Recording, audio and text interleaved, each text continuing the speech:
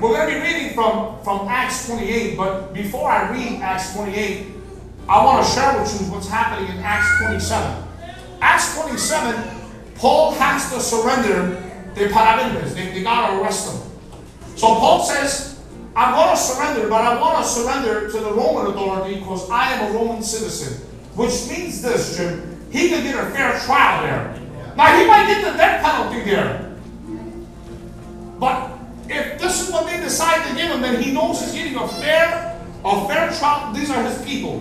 They're not going to steer wrong. You can't bribe a Roman court for a Roman citizen. So he decides to go there. So what Rome does, they send a centurion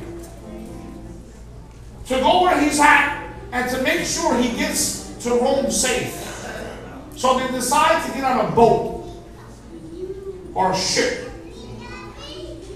And there's 295 or 296. You were just reading this? There was just so many people on the boat with him. And an angel of the Lord appears to Paul and says, there's going to be a crash on the boat. But don't worry, no one's going to die. You are going to make it safe onto the island. So Paul hears that and says, don't worry. He tells the people, don't worry. Now there's a hurricane. The NIV does says hurricane. Amplified says hurricane. They're in a hurricane. They put the anchors down, and the anchor catches something, and the boat just rips apart. And so now the captain of the ships and all the guys that work there wants to kill all the prisoners that are being transferred to Rome. But the centurion said, no. Let them go. If they're going to die, let them die in the water. See, because the centurion knew that the angel appeared to Paul. He knew none of them was going to die. So whatever they did, they all grabbed a piece of the boat, a piece of wood, and they floated. They began to use them as floaters. And they got to an island. Now, I want to tell you something. Anytime you want to get to a safe haven, which is church, anytime you're trying to get to somewhere where there's safety, where there's prayer, somewhere where the Spirit of God is, somewhere where there's worship, somewhere where there's praise, somewhere where there's safety for you, I want to tell you that the devil ain't going to make it easy. I want to tell you that if he has to bring a hurricane in Jersey, he's going to bring a hurricane. If he has to bring a tornado, he's going to bring a tornado. If he has to make an earthquake, he's going to make an earthquake. But I want to tell you something, that no matter what he tries to do, when God is for you, and when God says you're going to make it, no matter how big the storm is, no matter how big the hurricane is, no matter how many quakes, you're going to make it to the other side. So now Paul and the people on the boat, they made it to an island. That's what we're reading from Tonsama. Now when they had escaped, they found out that the island was called Malta. And the natives showed us unusual kindness, for they kindled a fire and made us all welcome because of the rain that was falling and because of the cold. Now let me tell you what's happening here. Nigos are they're soaking wet and it's cold outside. Nigos are out there hungry, and now they're on a native island. These people might be people that eat people, cannibals. These people could be cannibals. Marky, they're facing, they don't know what to face. This is it. They can eat us. They can kill us here. They can sacrifice us to God. And now they're worried. But the writer, Luke, says, they treated us unusually kind. You see, the Bible says we walk in unmerited favor. No matter how evil people look, no matter how evil people are. You know, I went one time to a restaurant, and there's 100 motorcycles. Harley Davidsons. Killers, man. 6'3", 500 pounds. Mr. Miller, my heart's pounding 100 miles an hour. And in the back of my car, guess what was open? Pastor. I mean, you're like, Jesus, look out. One of them comes to the window. What's up? I can't talk. Nothing. You want to park there? Yeah. Move him in. Hey, move your bike. Pastor wants to park. Guy moved his bike and I parked in.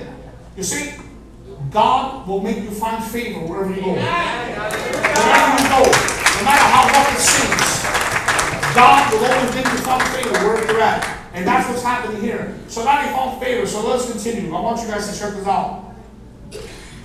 3 of 28. But when Paul had gathered a bundle of sticks and laid them on the fire, a viper came out because of the heat and fastened onto his hand. A viper is a snake. And let me tell you what happened. Paul decided to do something good.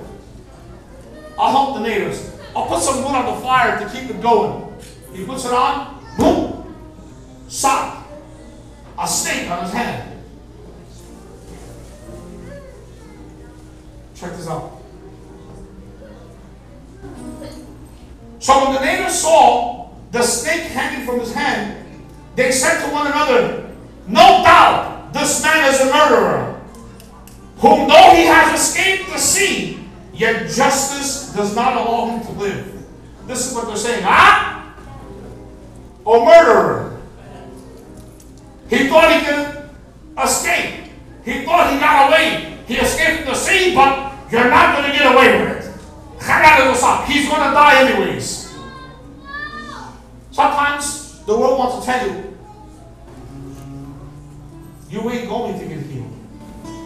You might have fought this problem, but another one's going to come.